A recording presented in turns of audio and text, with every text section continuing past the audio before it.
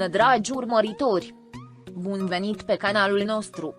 Cred că asta s-a terminat, Halil nu o iubește pe Sla, nu o regretă, dimpotrivă, acum e mai rău, totul o decorează pe Sla, trebuie să interzică să facă o poză cu ea.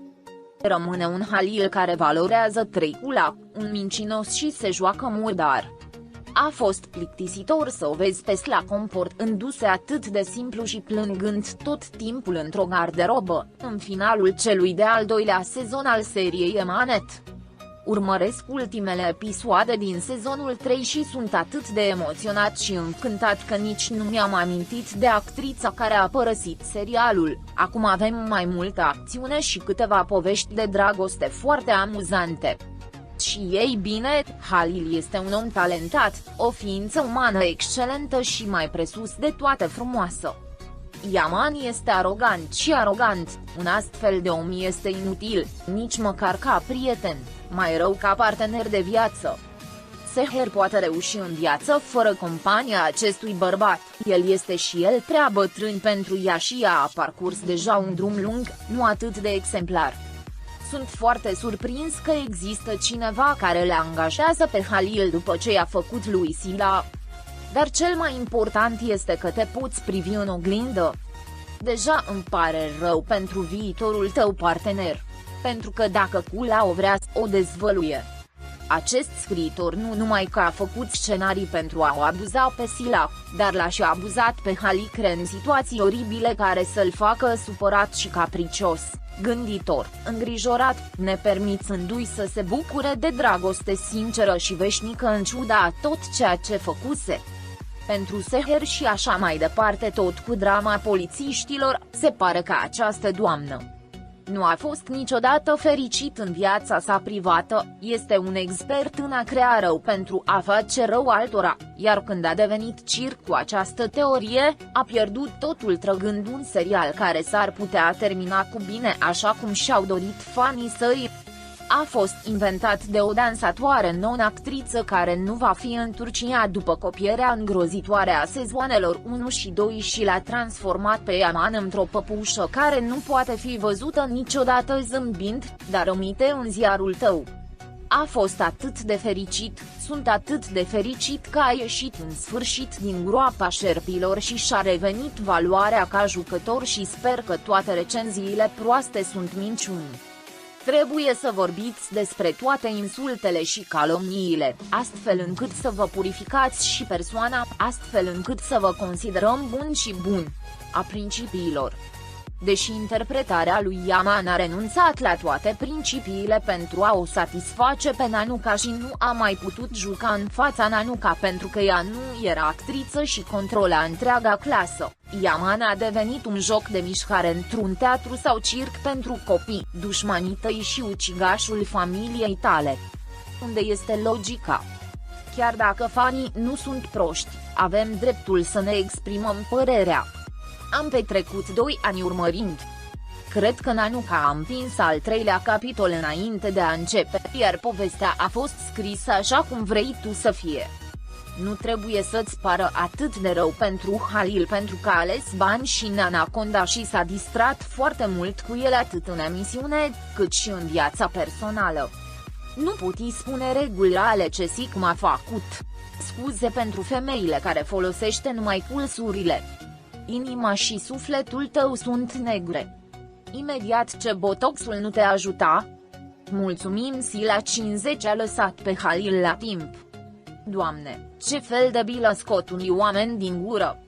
Nu știu nimic despre evenimentele petrecute la Emanet, îl insultă atât de mult pe Halil încât îl urăsc de parcă ar fi fost un dușman.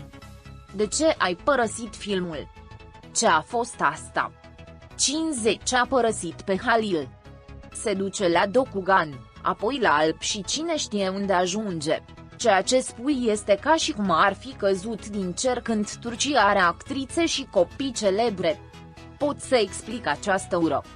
Îl calomniez pe Halil, nu este un critic neutru, felul în care îl denigrazi pe Halil nu este corect. alcătuind o poveste repetată de atâtea ori încât mult cred deja că este adevărată, dar dacă ar fi, este viața a doi actori vorbind, el spune mereu atrocități despre Halil, dacă știi ce s-a întâmplat cu adevărat, spune așa și nu repeta ce a inventat cineva, am aruncat mingea și mulți au crezut.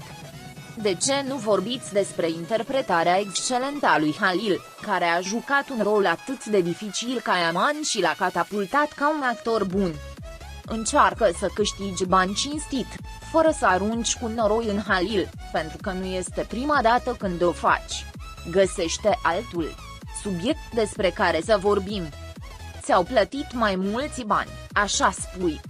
Indiferent ce ai scrie, Halil Ibrahim este întotdeauna primul, cel mai bun actor dintre cei mai buni și o persoană minunată, decentă și minunată. Îl respectăm ca actor, ca persoană, ca om cu majusculă. Nanuca nu este, de asemenea, o femeie arogantă și inteligentă. Prietenia și munca lor s-au prăbușit în mod uman. Cred că oamenii care au urmărit acest serial au fost luați drept idiotii, lui Halil Sisila nu le pasa, e doar un joc de rating, dar sincer mi-e frica de temperamentul lui Halil, va da televiziunii turcești o reputație proastă din cauza tuturor minciunilor. Povești false despre actori și în general se folosește mai mult internetul decât se arată în serial, nu a fost întotdeauna așa. Halil până la sfârșitul vieții va purta amprenta rușinii, neloialității, comportamentului dezgustător în Georgia, sub presiune, a demisionat de la puterea publică pentru a primi premiul pentru cel mai bun actor. De ce pentru cei mai proasti în moștenire, care se va arăta în acesta? Prin puncte. Iar martirul, slăbit, pictat, mai bine să stea cenușiu, arată ca un bărbat, de 60 de ani, filmând episoadele 1 la 1, amânând munca doar pentru a-și pune capăt torturii forțate, pe viitor poate continua să filmeze și să câștige Oscar, dar în analele 1 și 2, inimitabilitatea poate fi forțată în căsătorie, dar ea nu va uita niciodată atâta timp cât va trăi și ce a făcut puterea pentru totdeauna. Evenimentele cu Nazim Karamel 7S nu Urcula Ihan nu sunt înregistrate în industria cinematografică modernă.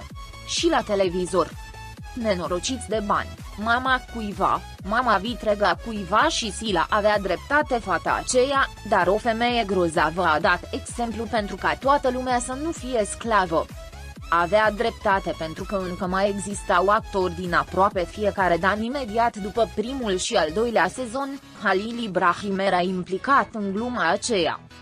Bine că nu a făcut-o pentru că nu știu cum fanii care nu meritau să strice o telenovelă frumoasă și frumoasă din primul și al doilea sezon încă nu o urmăresc pentru că nu iubea Tanara foarte mult si actrita inocentă si frumoasa s-a purtat atât de rău când a îndrăznit să spună că Medriu ce este cel mai bun cuplu, frumoasa nici nu a fost recunoscută ca fiind alături de actrita Sila, care și-a câștigat faima, Dumnezeu să o călăuzească pe această tânără Sila pentru că merită toată fericirea din lume.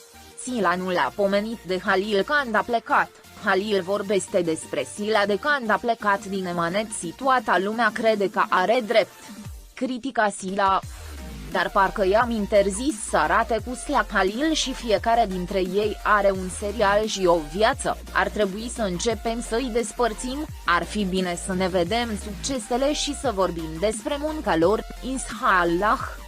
Pentru ca Sila să lucreze, calmează-te pe Nurfula, sunt atât de speriat, Halil va face tot ce Dumnezeu te binecuvântează, Sila. Dragii prieteni care arată dragoste față de Halil Ibrahim și Sila, vă vom transmite asta voi, dragii noștri fani, pe măsură ce primim vești despre jucătorii noștri. Rămâneți pe fază pentru acces instantaneu la cele mai recente știri. Abonați-vă la canalul nostru și distribuiți videoclipul. Pentru a fi primul care vizionează, fi la curent cu noile videoclipuri activând notificările. Fi sănătos! Pa!